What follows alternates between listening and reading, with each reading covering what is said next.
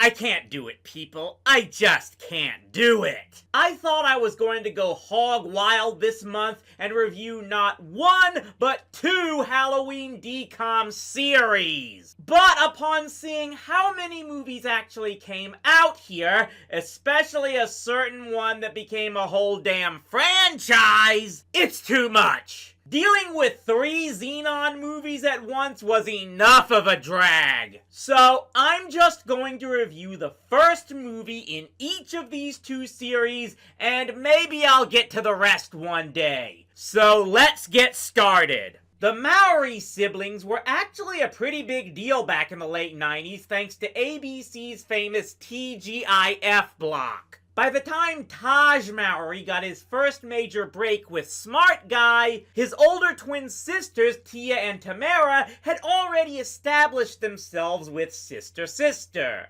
Even when that show finally closed the curtain in 2000, Disney decided to bring them out of mothballs 5 years later for their own Disney Channel movie, which is labeled as The Witches of Coventry on IMDb, which is even more confusing as there has since been a completely separate book series called Wicked Witches of Coventry published in more recent years. So we're just gonna call it by its more well-known, more hip and trendy title. This is Twitches. The darkness raged across the magical land of Coventry, overpowering the forces of light.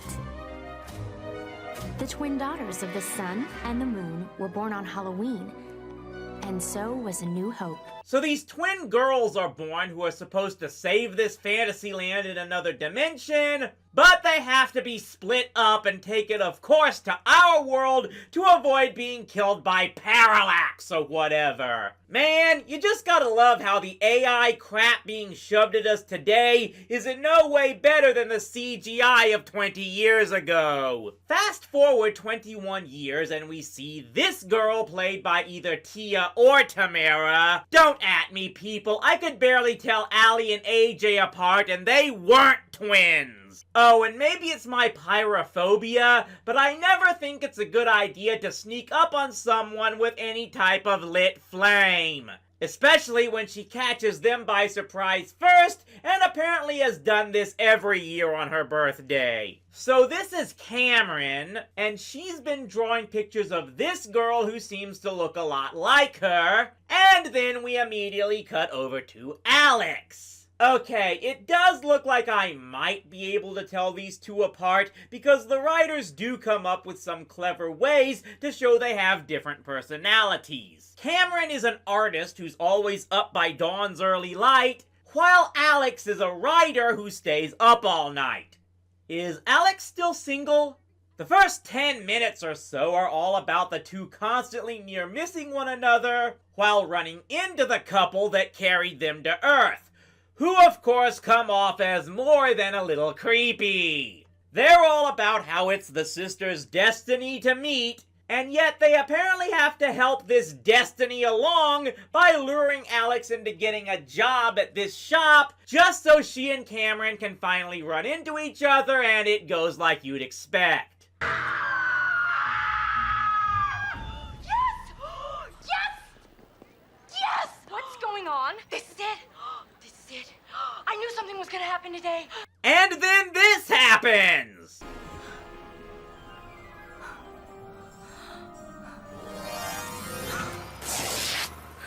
This was for the Disney Channel again, right? And that dose of creepy drives this woman back in the other world to start running through the most blatantly green-screened castle ever made. Seriously, was it this movie that gave all the AI tech bros ideas? They're alive. If that's true, It's true. then we can assume that we're not the only ones who know. They're in danger. We have to find them before the darkness does. Okay, how many people watching can just guess she just told that to the bad guy? I mean, Disney plus where black equals evil, right? Me? Oh, hey, Cammy. We're gonna get that a lot in this movie, aren't we? Damn it, I knew I should have invested in earplugs. This is your car? Oh, it was a birthday present. And you just got it today?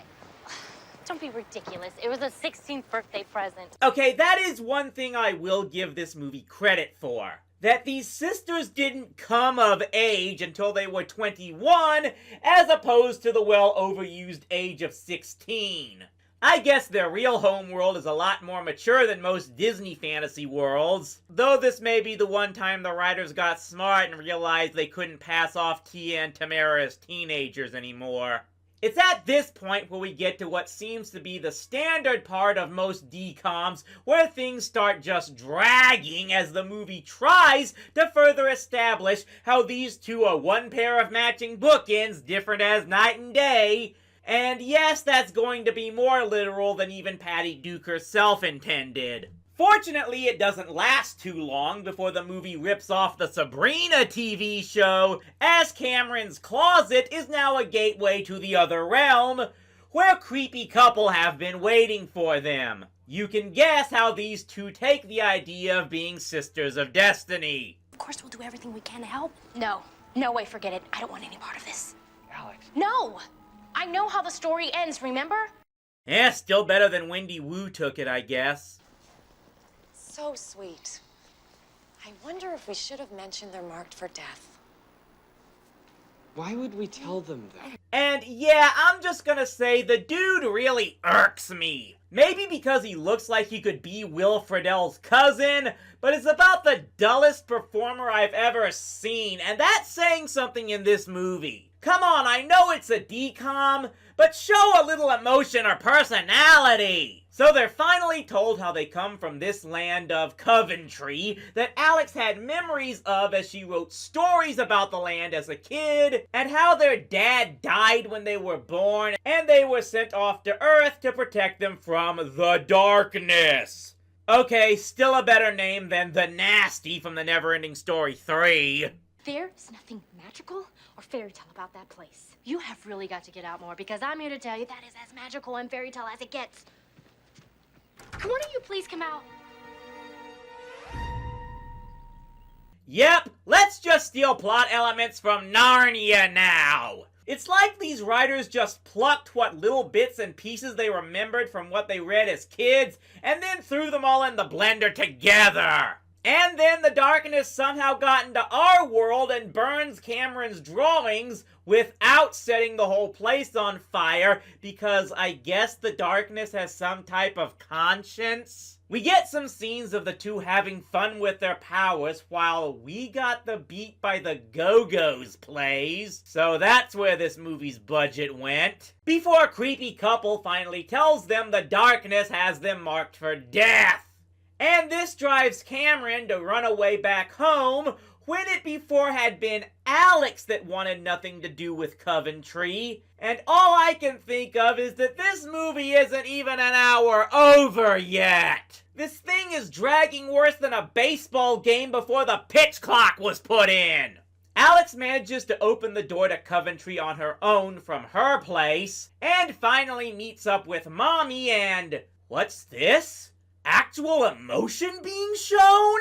About time, it only took 61 minutes! Meanwhile, Cameron discovers from her older drawings that the darkness didn't get to that, sure enough, black-wearing Warlock, who happens to be their uncle, is evil! So she hot-foots it to Coventry, and we finally get our big showdown with both sisters and Mommy together, and it's as lame can get. How do you have a battle between a witch and her twin daughters against an evil warlock controlling the essence of all evil, and make it look like everyone is just reading off a teleprompter? Of course, the sisters realize it's the power of love that gives them their strength, and that's how they send the darkness packing again, and I don't even have the energy to play the Sailor Moon music for this one. Everything is bright and sunny in Coventry again, so of course the sisters are not only going to continue to live on Earth, but apparently convince Mommy and the Guardians to move there as well. Because who would possibly leave a world with our traffic problems to live in Fantasyland? I knew something wonderful was gonna happen today. Go Twitches, it's our birthday, it's a birthday. You know, I always hated that chant. Ugh, this might be the most disappointing DCOM to date for me. I was actually looking forward to this one, but it gets completely shut down with the most wooden acting imaginable, music that's even more non-existent than usual for these movies, and characters that are all either annoying or boring. It's a real shame that the talents of Tia and Tamara were wasted on this, while their little brother Taj got to co-star on Kim Possible. And yet, yes, this thing got a sequel. But after this one, I definitely have no desire to see what came next. For now, next time, we're going to town for sure.